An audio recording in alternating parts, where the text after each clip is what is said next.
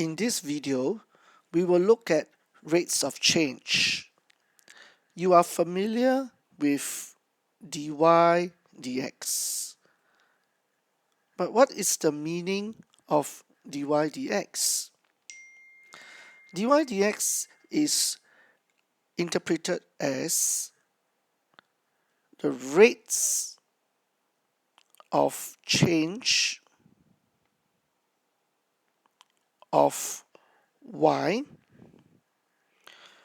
with respect to x. So what does this mean? Let me illustrate this with a graph. Look at these two graphs. P is equals to 3x plus 1, the one in red. Q is equals to 2x plus 1, the one in green. Now, we can do the first derivative for P, which is dp dx. So dp dx, you know by now, is 3. And dq dx is equals to 2. So what it means is that for every 1 unit increase in x, P increases by 3 units.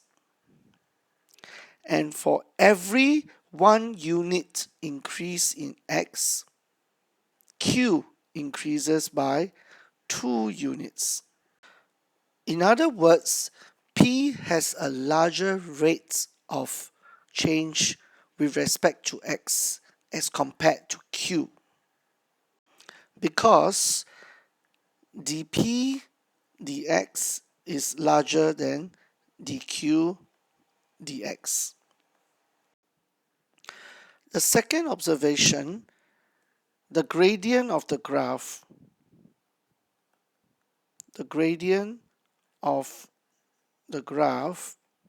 okay, whether it is dp dx or dq dx, is constant. It's constant throughout the entire graph. So we say that the rates of change with respect to x is constant.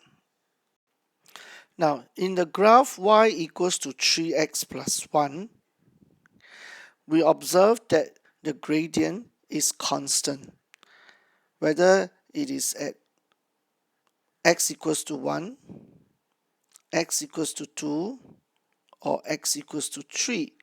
The gradient is constant. So we say that the rates of change is constant throughout the graph. Now, let's look at another graph, y equals to x cubed. For y equals to x cubed, the dy dx is equals to 3x squared. Now, at the point x equals to 1,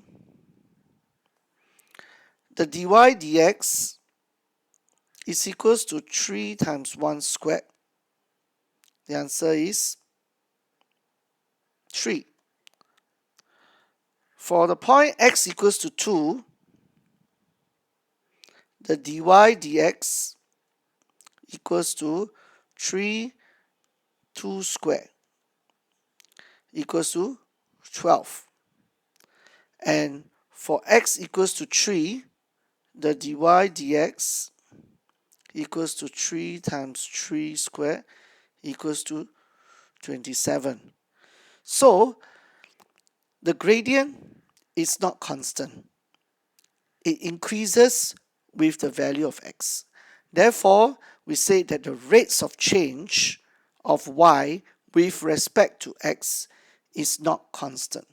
This is different from a straight line graph, which has a constant rates of change. So this is just some observation about rates of change. I hope at the end of this you understand what it means by rates of change, right? So in summary, if I write dA dx, this is interpreted as rates of change of A with respect to x.